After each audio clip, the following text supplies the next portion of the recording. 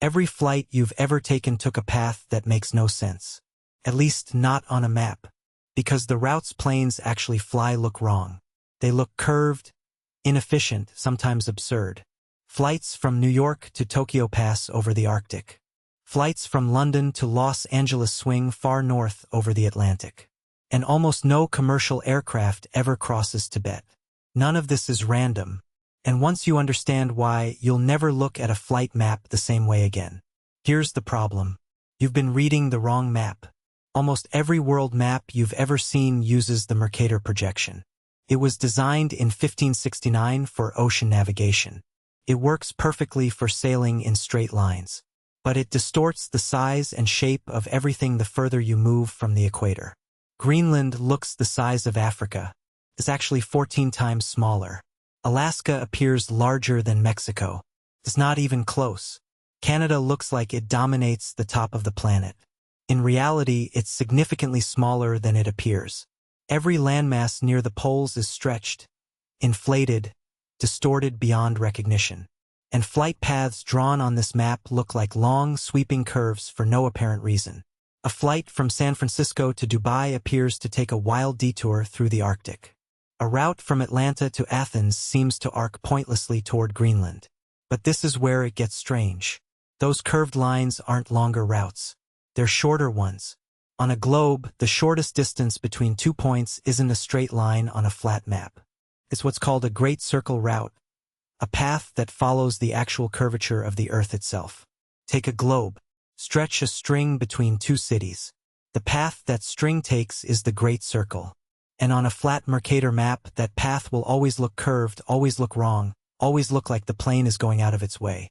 So when you see a flight from Chicago to Rome arcing up toward Iceland, it's not detouring. It's taking the most direct path physics allows. The map is lying to you. The plane is not. And this is the part nobody talks about. This single distortion changes the entire logic of global aviation. It's the reason flights over the North Pole aren't unusual. They're routine. Airlines between North America and Asia have been flying polar routes for decades. A flight from Los Angeles to Shanghai saves over 2 hours by crossing the Arctic instead of flying what looks like a straight line across the Pacific. 2 hours of fuel. 2 hours of crew time. 2 hours of wear on the airframe. Multiplied by thousands of flights a year. The economics are overwhelming. The math demands it. But if the shortest path always wins, why don't planes just fly in a perfect arc every time? Because the sky has invisible walls. Now here's the hidden constraint. Start with the Himalayas. Commercial aircraft cruise between 33,000 and 42,000 feet. The Tibetan Plateau sits at an average elevation of over 16,000 feet above sea level. Some peaks reach beyond 25,000. Everest itself pierces 29,000 feet. That leaves dangerously thin margins between the ground and the aircraft. But altitude isn't the real problem. It's what happens when something goes wrong. If an engine fails or cabin pressure drops at cruising altitude, a plane must descend rapidly to an altitude where passengers can breathe without supplemental oxygen, typically around 10,000 feet. Over most of the Earth, that's manageable. The terrain below is low enough. There's room. Over Tibet, 10,000 feet is still below the surrounding terrain. There is physically nowhere to descend to, and there's no airport to divert to for hundreds of kilometers in every direction. No runway, no emergency strip, nothing. The entire region becomes a dead zone for emergency procedures. This creates a problem most passengers never realize. Some of the most geographically direct routes on the planet are functionally off-limits. Airlines flying between India and China, or between Southeast Asia and Europe, must route around the Himalayas entirely. Sometimes adding an hour or more to the flight, not because the path is blocked by a wall you can see, but by one you can't. An invisible ceiling of survival calculations. The mountain range doesn't just shape the land. It shapes the sky above it.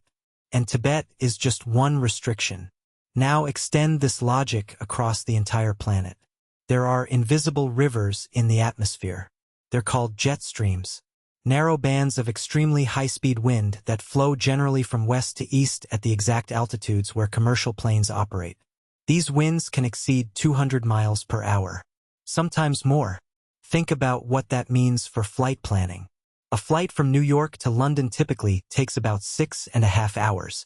The return trip, same distance, same aircraft, same crew, takes over 7.5 hours. Sometimes 8. 1 full hour longer. For the exact same route. The difference is the jet stream. Eastbound flights ride the current like a conveyor belt. Westbound flights slam into it headfirst. Airlines don't just account for this. They build their entire route structure around it. Flight paths shift north or south depending on where the jet stream sits on any given day. Some days the optimal path from the US to Europe runs over southern Greenland. Other days it dips toward the Azores. The atmosphere is not a static space. It's a constantly moving system, and every single route is a live negotiation with it. But wind isn't the only invisible force controlling where planes can go. Now here's where it gets more calculated. There's a regulation most passengers have never heard of. It's called ETOPS, Extended Range Twin-Engine Operational Performance Standards.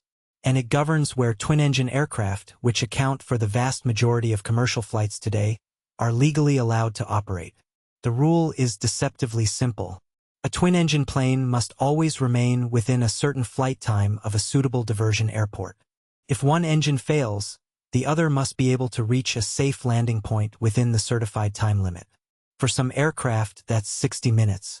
For newer, more tested airframes, the limit has been pushed to 120, 180, even 207 minutes. But there is always a maximum. There is always a circle drawn around every diversion point on the map. And the aircraft must stay inside those overlapping circles at all times. This means that even over open ocean, flight paths aren't free. They must thread carefully between diversion points. Tiny islands with runways, remote coastal airstrips, military bases that have agreed to accept emergency landings. Anything that qualifies as a survivable place to put down. Routes across the Pacific are shaped by ETOPS. Routes across the Atlantic are shaped by ETOPS.